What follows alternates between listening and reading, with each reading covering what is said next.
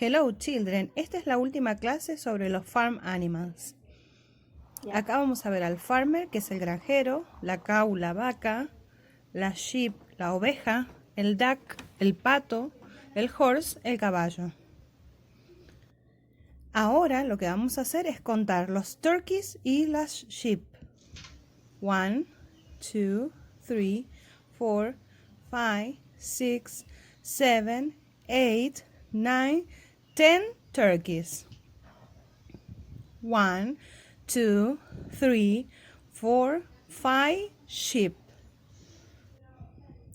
Ahora lo que vamos a hacer es seguir un pattern.